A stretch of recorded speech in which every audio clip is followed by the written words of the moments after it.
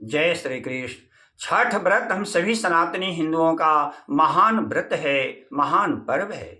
इस छठ व्रत में जितना हम संयम एवं नियम का पालन करते हैं, उतना संयम एवं नियम का पालन किसी भी व्रत में नहीं करते हैं।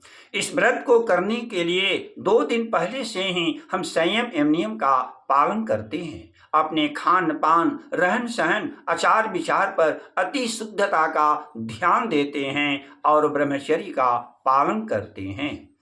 इस व्रत में षष्ठी देवी अर्थात छठ मैया की उपासना करते हैं और सूर्य भगवान की भी उपासना करते हैं। तो छठ मैया कौन है? सूर्य भगवान के साथ इनका क्या संबंध है? छठ व्रत के दिन सूर्य भगवान की उपासना हम क्यों करते हैं? तो इस विषय में ब्रह्म वैवर्त पुराण में प्रकृति खंड के नारद नारायण संवाद में बताया गया है कि सृष्टि की अधिष्ठात्री प्रकृति देवी के एक प्रमुख छठे अंश का नाम देवसेना है। प्रकृति के छठे अंश होने के कारण इनका एक नाम षष्ठी देवी भी है, अर्थात छठ मैया भी है। षष्ठी देवी का विवाह स्कंद भगवान से है, अर्थात कार्तिकेय भगवान से है।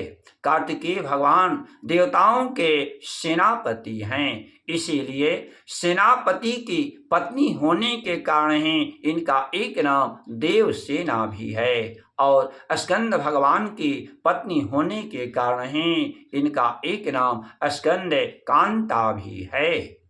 शास्त्र एवं पुराणों में सूर्य भगवान को नारायण बताया गया है। ये सृष्टि के रक्षक हैं, ये सृष्टि के पालनहार हैं। और षष्ठी देवी को अर्थात छठ मैया को भी सृष्टि की अधिष्ठात्री प्रकृति देवी का छठा अंश बताया गया है। प्रकृति देवी के बिना सृष्टि संभव नहीं और सूर्य भगवान के बिना भी सृष्टि संभव नहीं। इसीलिए पुराणों में सृष्टि की अधिष्ठात्री प्रकृति देवी के छठे अंश षष्ठी देवी अर्थात छठ मैया को सूर्य भगवान का बहन बताया गया है। यही कारण है कि इस व्रत में हम भाई बहन अर्थात सूर्य भगवान एवं षष्ठी देवी छठ मैया इन दोनों की उपासना करते हैं। पुराणों में यह भी बताया गया है कि राजा सजाति की पुत्री का नाम सुकन्या था। सुकन्या का विवाह च्यवन ऋषि के साथ हुआ था। वह सुकन्या अपने जीर्ण शीर्ण पति च्यवन ऋषि को यौवन बनाने के लिए एवं अपने च्यवन ऋषि पति के आंखों में ज्योति प्राप्त करने के लिए, रोशनी प्राप्त करने के लिए कार्तिक मास में शुक्ल पक्ष में षष्ठी तिथि को सूर्य भगवान की उपासना की थी।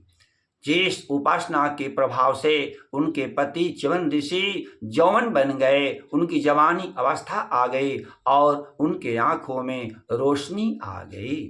तभी से कार्तिक मास में शुक्ल पक्ष में षष्ठी तिथि को हम छठ व्रत मनाते हैं।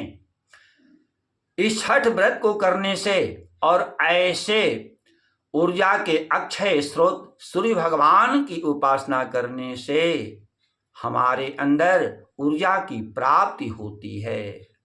व्यक्ति निरोग रहता है, व्यक्ति के समस्त कायिक, वाचिक एवं मानसिक सांसारिक पाप मिट जाते हैं। जिस व्यक्ति को संतान नहीं है, उस व्यक्ति को संतान सुख की प्राप्ति होती है, घर में सुख शांति की प्राप्ति होती है तथा व्यक्ति की समस्त कामनाएं पूर्ण होती हैं। अतः छठ पर्व के दिन षष्ठी देवी स्तोत्र का पाठ करना चाहिए और आदित्य हृदय स्तोत्र का भी पाठ करना चाहिए।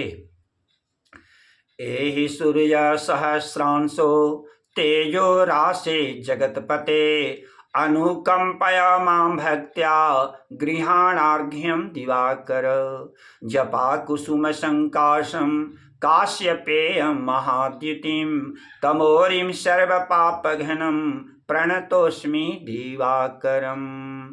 शक्तेः षष्ठांशरूपायै सिद्धायै च नमो नमः। मायायै सिद्धयोगिन्यै षष्ठीदेव्यै नमो नमः। पूज्यायै स्कन्दकान्तायै सर्वेषां सिद्धिप्रदां देवसेनारक्षिण्यै च षष्ठीदेव्यै नमो नमः। पुत्रं देहि धनं देहि यशः देवी सुरेश्वरी। धर्मं देहि प्रियं देहि सर्वान् कामान् प्रयच्छ मे। इन्हीं शब्दों के साथ मेरी वाणी का विश्राम। जय श्री कृष्ण, जय सूर्य भगवान, जय छठ माता।